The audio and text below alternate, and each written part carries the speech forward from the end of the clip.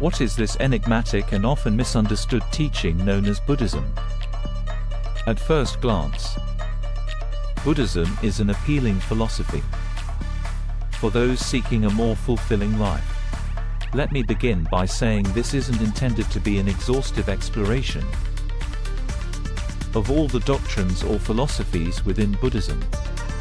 Instead, it aims to provide a basic understanding of what Buddhism involves, and why it reminds me of various effective personal development or self-improvement systems.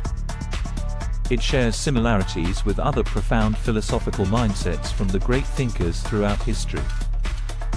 My journey in searching for the truth began with the question, why am I here?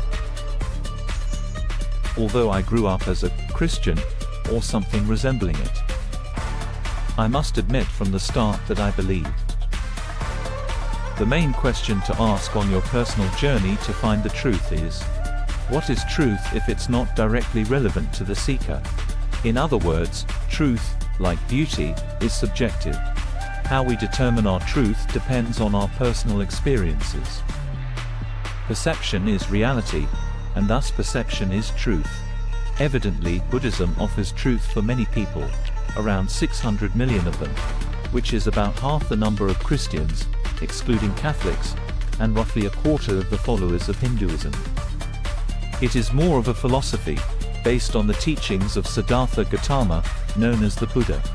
The Buddha, who lived in the 5th century BC, was born into a wealthy family as a prince in what is now Nepal. Despite his privileged upbringing, Gautama was deeply affected by the suffering he witnessed in the world.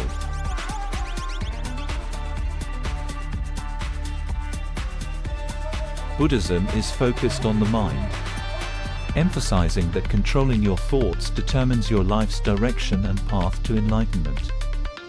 It teaches that by letting go of desire, you can free yourself from suffering. By cleansing yourself of attachments, you can experience joy and compassion, ultimately reaching a state of nirvana. The core teachings include the Four Noble Truths. First, life is inherently unsatisfactory and filled with suffering, known as dukkha. This is evident when our desires are unmet or unfulfilled, prompting feelings of unfairness. The second truth is that suffering arises from our desires and attachments. When we don't get what we want, we suffer. The third truth is that we can change our responses to desires. And the only way to end suffering is by eliminating attachments and being content with what we have.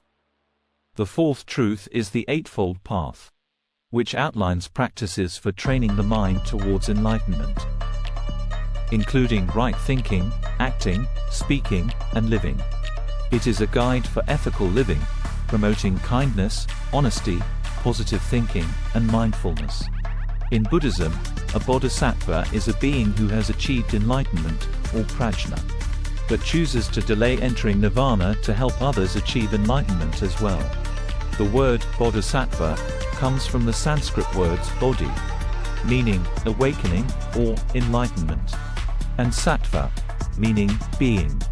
Bodhisattvas are often depicted as less austere than the Buddha, and are compassionate figures who help worshippers. They exemplify the 6 perfections, or paramitas, which are patience, discipline, generosity, meditation, exertion, and transcendental knowledge. Buddhism also believes in karma as a natural law of cause and effect, similar to Hinduism. Buddhism teaches that good and honest intentions are important, regardless of the outcome, while bad intentions generate negative karma. Buddhists believe in the endless cycle of death and rebirth, samsara.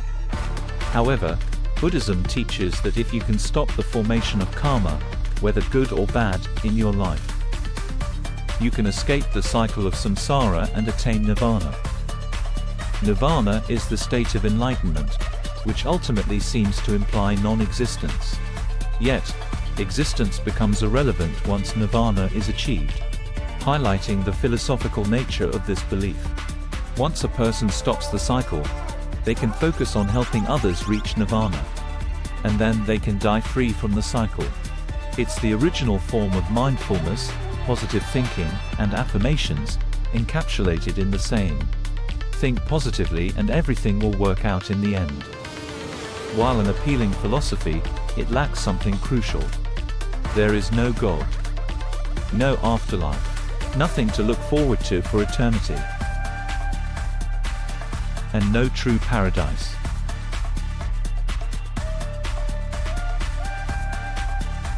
In my view, Buddhism resembles atheism from an Eastern perspective, while most Buddhists might disagree. And despite Buddhism lacking gods, they describe it as non-theistic, rather than atheistic.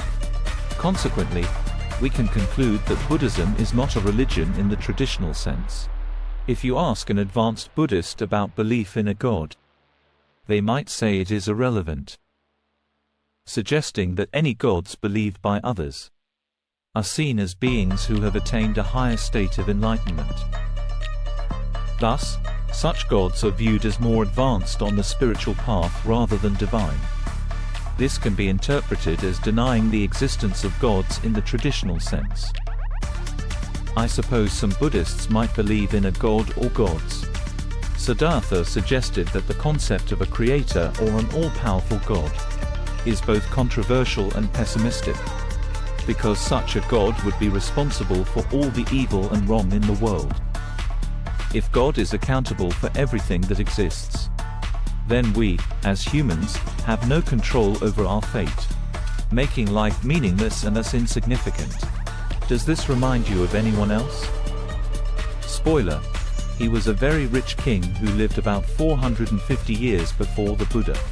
As a Christian, I see how Buddhism has influenced my religion. There is a popular form of Christian teaching known as the prosperity gospel, which combines elements of Hinduism and Buddhism with Christianity. However, this mixture can be confusing, blending Hinduism's dharma without removing attachments and aspirations that lead to suffering, and replacing nirvana with a success-based Christianity that promises short-term success and happiness, and ultimately eternal life. Christianity believes in one God, and that God is love. No other religion is quite the same. You might think that Islam also believes in one God who promotes love, but I would argue that there are significant differences between the God of Christianity and the God of Islam, which I will discuss in a later video. As I age, I realize that I need something dependable for hope and peace. Regardless of lengthy studies of Hinduism and Buddhism, I find that Christianity alone fulfills my deep longing for genuine hope and contentment. When I read about Jesus Christ and his promises to me, simply by believing in him and what he has done, something inside me is stirred. I find satisfaction and no longer need to seek peace elsewhere. If you currently don't feel the need for peace of mind, that perspective will likely shift when you come face to face with your own mortality.